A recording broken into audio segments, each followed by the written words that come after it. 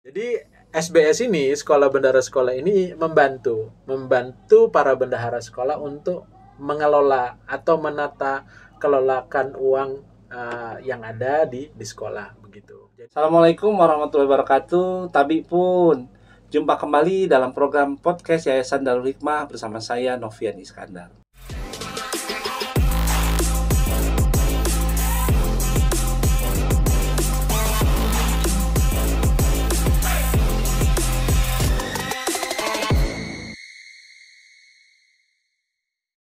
Pada kesempatan ini kita kedatangan tamu seorang akademisi akuntansi dari Universitas Lampung, juga seorang analis pengembang sistem informasi keuangan. Beliau masih muda dan semangat orangnya.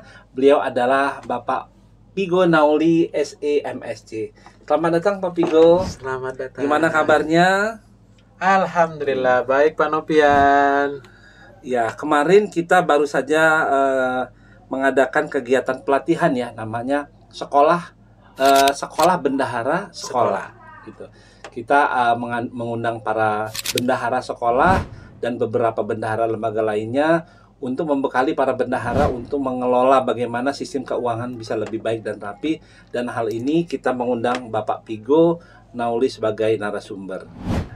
Pak Pigo, berbicara mengenai keuangan sekolah, ini ada tugas utama dari bendahara sekolah tentunya ya, bagaimana peran ini bisa berkontribusi untuk kelancaran sekolah. Nah, tugas bendahara ini kalau menurut Pak Pigo seperti apa? Baik Pak Nopian, terima kasih nih saya sudah diundang datang ke podcastnya Darul Hikmah. Satu kesempatan yang menurut kami ini sangat bermanfaat untuk banyak pihak ya, saya kira begitu. Jadi benar memang kalau kita berbicara tentang tugas dan fungsi bendahara ini sangat luas sekali begitu ya. Kita mengenal dua bendahara, yaitu bendahara penerimaan dan bendahara pengeluaran. Tapi karena skop organisasi kita itu ada di sekolah, maka bendahara penerimaan atau fungsi dari bendahara penerimaan dan pengeluaran ini umumnya digabung kalau di sekolah ini Pak Nopian. Ya. Bendahara penerimaan itu apa? Fungsinya bendahara penerimaan ini kalau di sekolah gampangnya adalah mereka menerima uang. Menerima uang dari mana? Uang dari murid ya, berupa SPP, daftar ulang dan sebagainya. Nah, bendahara pengeluaran, fungsi tugas dia sebagai bendahara pengeluaran apa? Tugas dia sebagai bendahara pengeluaran, uang-uang yang didapat itu akan digunakan untuk dikeluarkan atau untuk dibelanjakan sesuai dengan rencana kerja pengembangan anggaran sekolah begitu. Nah, biasanya ini berbeda-beda setiap sekolah bagaimana mereka menyusun anggaran pengembangan sekolahnya begitu Pak Nopian. Jadi sebenarnya idealnya itu bendahara sekolah itu dua ya Pak ya? Ya, ada bendahara penerimaan, pemasukan istilahnya ya, kemudian ada bendahara pengeluaran. Iya, betul. Selama ini ya umumnya kan satu orang aja. Bendahara pokoknya begitu, bendahara sekolah. Padahal idealnya itu ada yang mengelola untuk uang yang masuk sama uang yang keluar. Ya. Gitu, seperti itu ya. Nah, Pak Pigo sendiri sebagai pelaku dari ya dalam hal ini adalah orang yang concern ya dalam masalah ekonomi keuangan, terutama di bagian sistem informasi keuangan ini sudah mengembangkan sistem keuangan ini di mana saja? Ya, jadi kita memang tidak bekerja sendiri ya.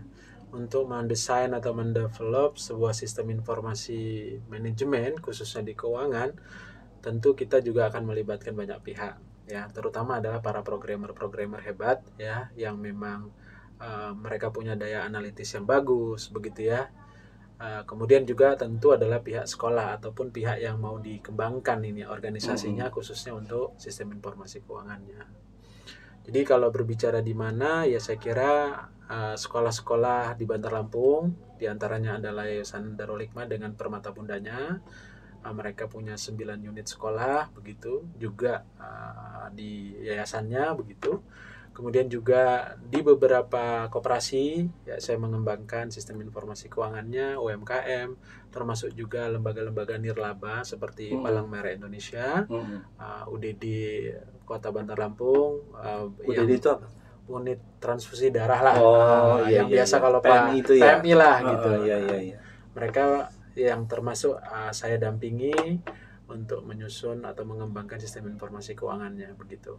Mm-mm. Tapi untuk sekolah memang Yayasan Darul Hikmah yang paling besar ya skupnya, karena memang kalau kita berbicara sekolah ini kan tidak juga bisa terlepas dari badan hukumnya, badan hukum usahanya ya. Jadi kalau sekolah-sekolah ini umumnya dia bernaung di sebuah lembaga yaitu yayasan. Nah biasanya kalau yayasan yang mengelola ini dan dia sudah besar, dia nggak hanya memiliki satu unit sekolah saja. Biasanya ada PAUD-nya, ada SD-nya, ada SMP dan SMA, bahkan perguruan tinggi. Nah memang Yayasan Darul Hikmah ketika kami dampingi ini meminta agar walaupun sekolah itu tidak punya kewajiban untuk menyusun laporan keuangan begitu ya, kami coba melakukan pendekatan agar sekolah juga bisa melakukan atau menyusun laporan keuangannya, tetapi juga dikonsolidasikan secara keseluruhan. Karena nanti yang melaporkan laporan keuangan ini itu bukan sekolah, tetapi yang melaporkan itu adalah lembaga atau badan hukumnya yaitu yayasan. Untuk apa dibuat laporan keuangannya? Nah, salah satunya adalah kewajiban sebagai mereka sebagai wajib pajak untuk melaporkan pajak mereka. Gitu, Pak Novian. Berarti sampai serapih itu ya Pak ya. Kalau kita mengelola mungkin bisa jadi di dalam suatu sekolah atau lembaga atau yayasan, bisa jadi kan sebenarnya belum tentu semua ya bisa membuat rapi dan melakukan pelaporan pajak sampai ke sana ya. Iya betul Pak. Terbukti itu Pak. Jadi waktu pelatihan kemarin itu tidak semua sekolah. Yang paling sederhananya adalah setiap lembaga itu pasti memiliki NPWP, ya nomor pokok wajib pajak. Ya ada dua kan, ada yang pribadi, ada yang badan. Karena ini yayasan maka dia wajib pajak badan kan. Salah satu kewajibannya lah mereka ini melaporkan SPT badan, itu. Ya tahunan setiap tanggal 31 April. April lah. Kalau pribadi dia tanggal 31 April, tapi kalau badan dia tanggal 30 April. Itu dari pertemuan kemarin ketika kita melakukan sekolah bendahara ini, sekolah sebenarnya yang pertama namanya sekolah bendahara sekolah. Sebelumnya sudah pernah tapi namanya belum SBS. Kami singkat SBS ya. Dulu namanya adalah Integrated Financial Management Training. Nah, karena namanya susah untuk diucapkan, jadi kita ganti dengan SBS, nggak familiar gitu di masyarakat. Nah itu bahkan mereka belum melakukan itu Pak. Mereka belum melaporkan tuh SPT tahunan. Ya, badan. Kenapa kira-kira belum? Apa memang ribet atau memang belum valid untuk melaporkan? Kan itu dalam SPT itu ada isi-isiannya. Sebenarnya ada dua. Satu memang tidak mau. Yang kedua mau tapi tidak tahu caranya. Nah, saya melihatnya mau tapi tidak tahu berarti kan bisa pelatihan. Nah, itu. Kalau dia tidak mau itu itu repot. Tidak mau kenapa? Apa karena memang takut ada pajak? Karena banyak persepsi. Kalau sekolah itu katanya tidak wajib untuk melaporkan atau tidak wajib membayar pajak. Nah, ini sebenarnya salah ya pemahaman seperti ini. Memang benar bahwa lembaga atau pendidikan yayasan itu bisa tidak membayar pajak. Begitu syaratnya ya, mereka harus pertama ya harus melaporkan dulu laporan keuangannya begitu ya. Nah nanti kalau misalnya ada sisa lebihnya, ada sisa lebih dari operasionalnya itu bisa tidak dikenakan pajak sepanjang sisa lebih ini mereka laporkan atau mereka lampirkan akan digunakan untuk pembelian sarana prasarana selama 4 tahun ke depan. Begitu. Untuk operasional sekolahnya. Nggak mesti harus nol.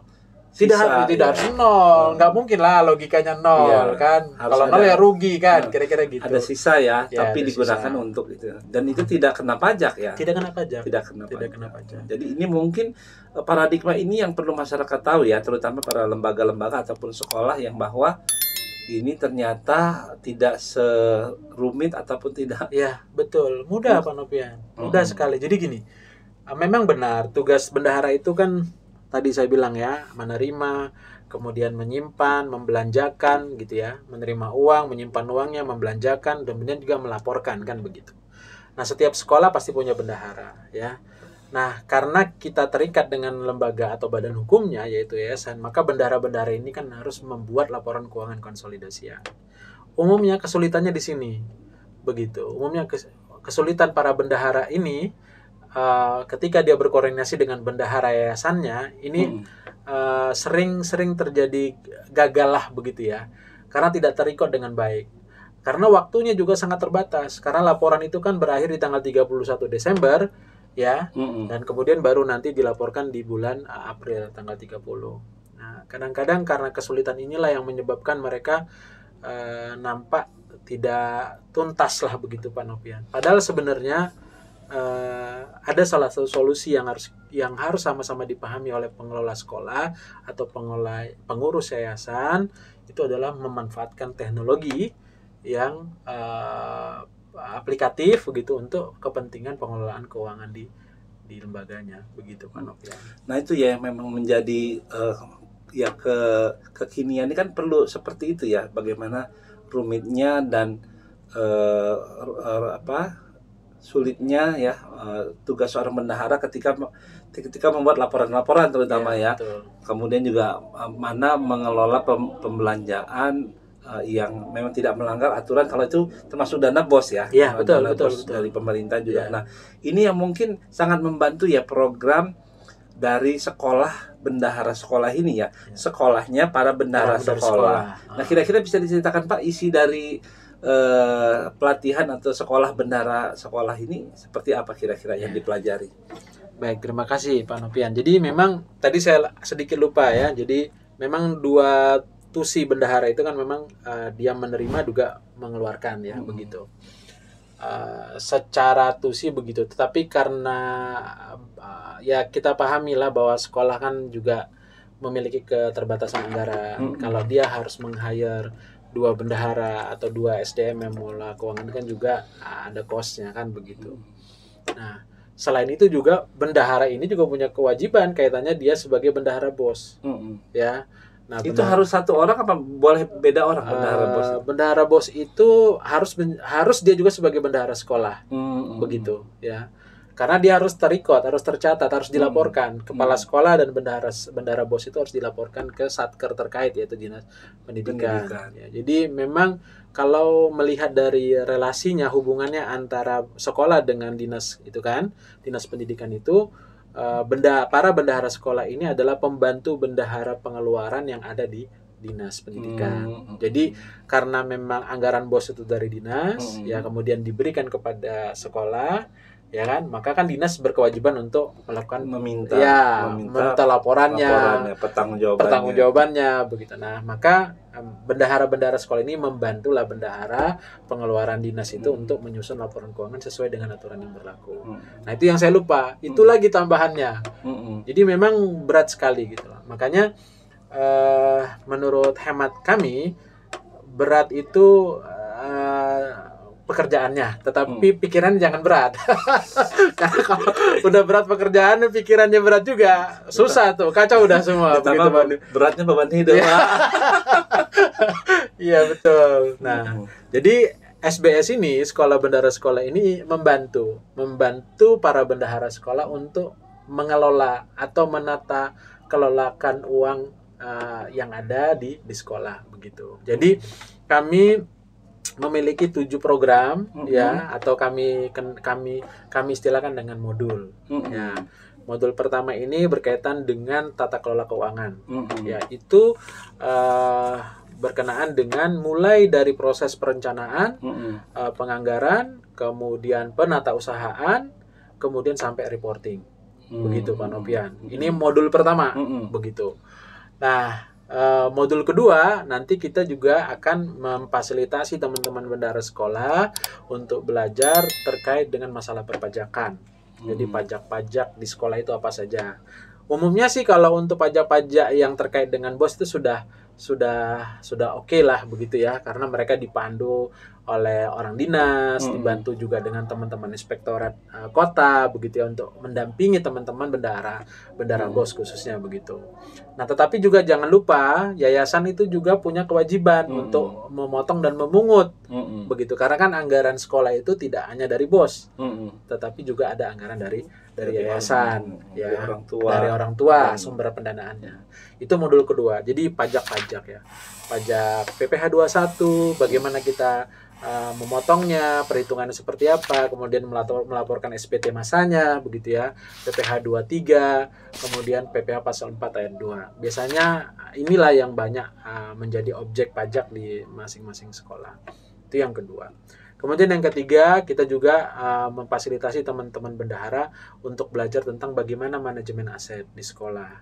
Nah, kalau ini bisa tidak harus bendahara ya hadir di kegiatan SBS ini, tapi ini menjadi materi yang ada di dalam SBS. Bisa saja misalnya kepala sekolahnya, wakil kepala sekolahnya, atau penanggung jawab sarana dan prasarana di sekolah. Ini sama Pak Nopian, ini mulai dari bagaimana mereka merencanakan, menganggarkan aset atau inventaris yang mau dibeli, barang habis pakai yang mau dibeli, sampai mereka nanti mencatatnya itu. Kenapa? Karena kita tidak bisa menyusun laporan keuangan bila ya aset ini tidak bisa terhitung dengan baik atau tidak mampu dilaporkan. Nah, begitu. Nanti ada lagi tambahannya beban penyusutan dan sebagainya. Itu materi yang ketiga atau modul ketiga. Modul keempat itu berbicara apa? Modul keempat ini berbicara masalah gaji, Pak Nopian. Ini peran bendahara sebagai punya kewajiban sebagai juru bayar, begitu ya.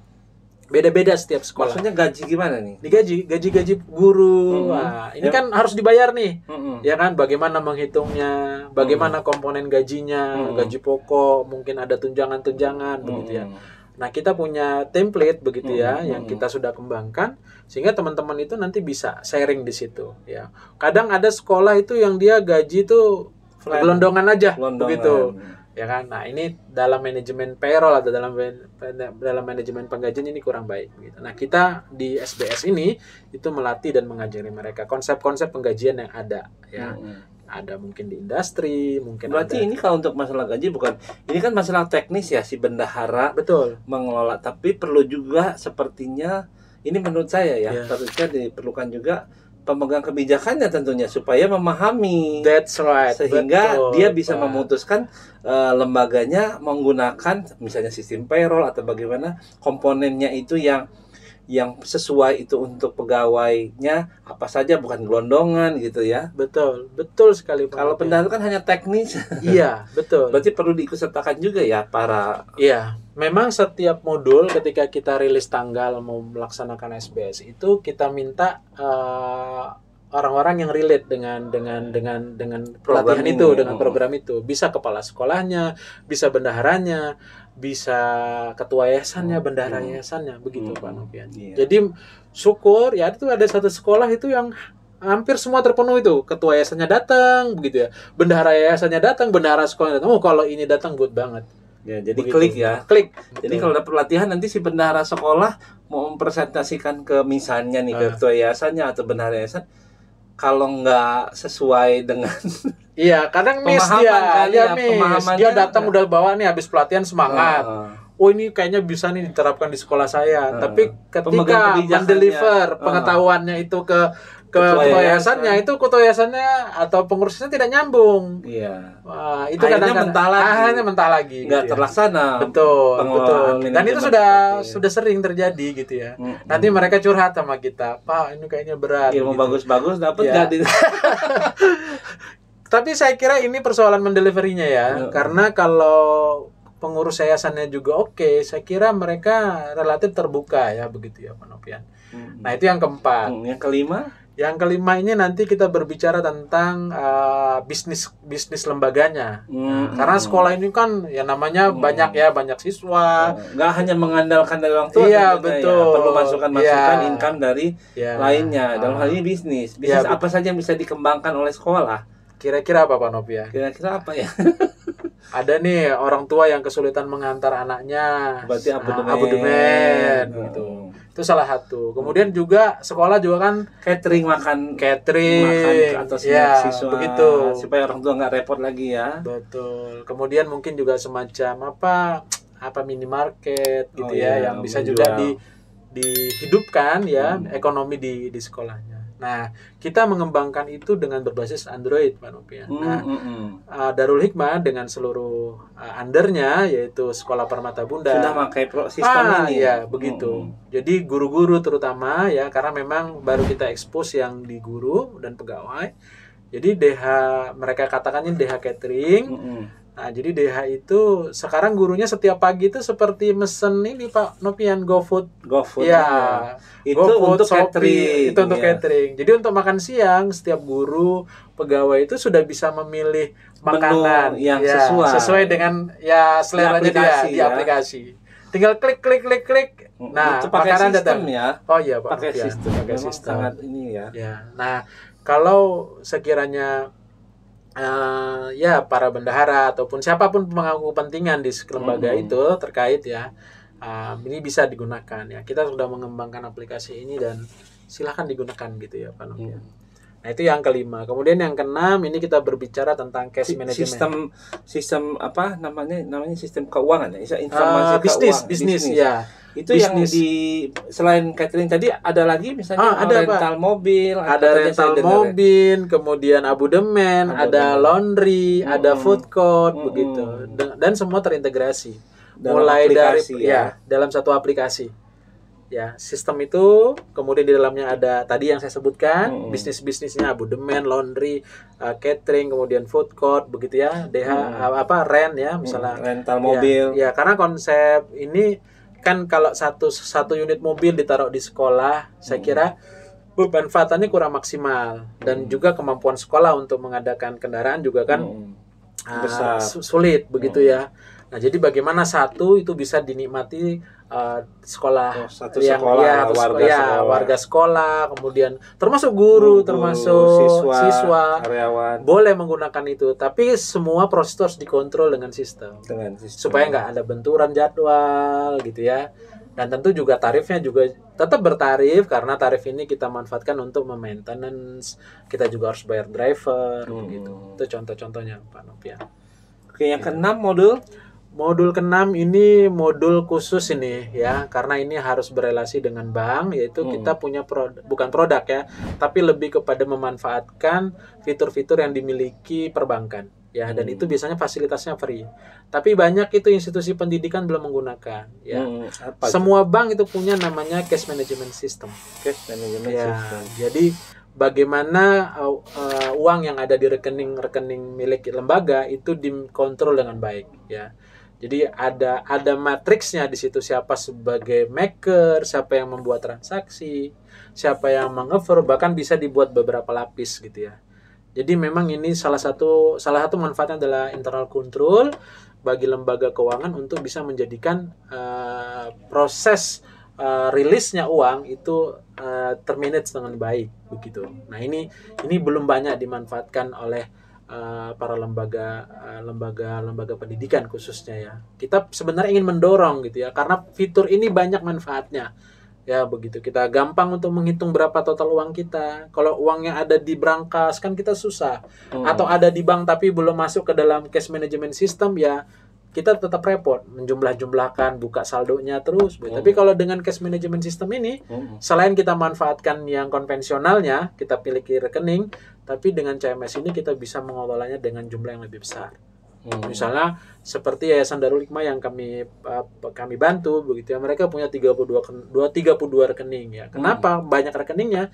Karena mereka rekening penerimaannya sendiri, rekening pengeluarannya sendiri begitu. Mengapa harus dilakukan begini ya? Ini untuk kontrol. Nah, begitu. Dan setiap unit itu berbeda-beda. Nah, misalnya unit di Permata Bunda ada 9, maka setiap unit itu minimal punya 2 rekening di luar rekening bos ya begitu. Nah, rekening apa? Rekening penerimaannya misalnya sebutlah Permata Bunda 1 ya, ada rekening penerimaan Permata Bunda 1 untuk SPP. Nah, ada juga rekening pengeluaran Permata Bunda 1. Itu untuk apa? Untuk operasional, untuk belanja-belanja. Nah, jadi hubungannya bagaimana sih antara rekening penerimaan dengan pengeluaran ini? Nah, rekening penerimaan ini dikelola oleh yayasan begitu ya. Nanti ketika unit-unit ini misalnya udah membuat anggaran, nanti anggarannya mau dilaksanakan. Nah, uang yang ada di rekening penerimaan inilah dipindahkan ke rekening pengeluaran berdasarkan ajuan dari sekolah. Nah, sistem kita membuat seperti itu. Jadi semua terkontrol dengan baik. Gitu, Pak. Jadi cukup mengklik satu aplikasi aja bisa terlihat ya. Betul ya, betul. Modul yang ketujuh, Pak Pito? Nah, ini modul yang ketujuh ini tambahan. Ya, tambahan. Isinya apa itu? Ini tentang koperasi sekolah. Ya, jadi sebenarnya koperasi ini mohon maaf, sekolah ini kan sebuah ekosistem ya. Di dalamnya ada guru, ada pegawai, ada sekolah, ada orang tua begitu ya. Nah, kita memandang bahwa koperasi ini menjadi penting ya untuk dikembangkan di sekolah karena ini sebagai lahir dari rahimnya bangsa kita ini ya, yang lahir dari ide-ide pada pejuang bangsa terutama Muhammad Hatta ya, pencetus koperasi gitu kan. Kami melihat bahwa koperasi ini memang sangat layak untuk dikembangkan karena tujuannya ini luar biasa, Pak Nopian, ini untuk mensejahterakan anggotanya. Begitu. Nah, harapannya adalah koperasi ini dijalankan, dioperasionalisasi dengan baik. Nah, kita tahulah koperasi ini dalam banyak informasinya ya, itu banyak yang tidak terkelola dengan baik begitu ya. Nah, kami mencoba mempelajari semua proses bisnis yang ada di koperasi sekolah dan kemudian kami mengembangkan sistem informasinya dalam bentuk aplikasi yang dengan itu ya kemudian koperasi ini para anggotanya bisa mengetahui berapa simpanan pokoknya, berapa simpanan wajibnya, bahkan mereka mengetahui ya bagaimana koperasi itu dikelola oleh pengurusnya. Begitu. Semua by system semua. Jadi begitu. Jadi ketika ada pinjam meminjam semua itu ada di sistem. Di sistem. Semua proses tanda tangan kontraknya atau akadnya ya begitu sesuai lah dengan seperti di bank lah Pak Nopian begitu. Dan semua prosesnya itu kalau semua dokumen syarat-syarat dipenuhi ketika anggota meminjam itu cukup 1 hari pun sudah bisa cair ya, terakses begitu. Asal memang itu ya sesuai ya. Jadi sistem koperasi ini sangat terbantukan dengan adanya sistem informasi keuangan ya. Pembukuannya rapi, jelas dan bisa prosesnya cepat. Betul, bukan seperti pembukuan model kasbon. Semua tercatat layaknya bank. Seperti bank ya. Oke. Terakhir Pak Pigo, mungkin kita perlu mendengar closing statement ya terkait dengan program sekolah bendahara sekolah ini. Ya, baik. Jadi memang SBS ini lahir dari kebutuhan sekolah, khususnya institusi pendidikan, mempersiapkan para bendaharanya khusus ya, tapi juga penting bagi pengurus yayasannya gitu untuk terlibat di dalam proses ini bila memang punya waktu, punya kesempatan untuk juga terlibat atau ikut begitu ya. Nah, tujuan utamanya adalah bagaimana kita mengelola sekolah ini menjadi lebih terukur ya, lebih bermutu begitu. Mengapa? Karena tugas dan fungsi utama sekolah itu kan adalah mendidik anak-anak ya, mendidik, membina, membentuk karakter anak-anak kita dan juga mendorong anak-anak agar berprestasi begitu. Umumnya sekolah seperti itu. Jadi tugas utamanya ya jangan kita kacaukan lah begitu ya, karena kadang-kadang di sekolah itu guru juga jadi bendahara bos gitu kan, guru juga masih terlibat dalam tata kelola keuangan, ya kan kasihan. Mereka mikirin anak-anak didiknya aja udah berupaya semaksimal mungkin gitu ya, di situ mereka keluarkan pikiran, ide gitu, membentuk, namanya mendidik anak ya begitu kan. Satu sisi mereka juga punya kewajiban gitu untuk membantu misalnya sekolah untuk membuat laporan keuangan begitu. Nah, kalau kejadiannya seperti ini gitu ya enggak masalah, tetapi gunakanlah teknologi. Ya, gunakanlah perangkat atau tools-tools yang memang sudah tersedia gitu. Nah, kami pandang bahwa SBS ini nanti akan mampu gitu ya membantu sekolah gitu ya untuk bisa lebih baiklah dari tata kelola keuangannya begitu Pak Nopian. Begitu. Baik, terima kasih Pak Pigo, sangat luar biasa obrolan kita pada kesempatan ini tentang bagaimana bisa mengelola ya sistem keuangan di sekolah maupun di yayasan dengan menggunakan sistem informasi keuangan ya, sangat membantu. Terima kasih atas kehadirannya Pak Pigo, mudah-mudahan bisa jumpa kembali. Insyaallah. Demikian pemirsa podcast kita kali ini. Mudah-mudahan sangat bermanfaat. Kita jumpa kembali dalam podcast edisi berikutnya. Assalamualaikum warahmatullahi wabarakatuh. Waalaikumsalam warahmatullahi wabarakatuh.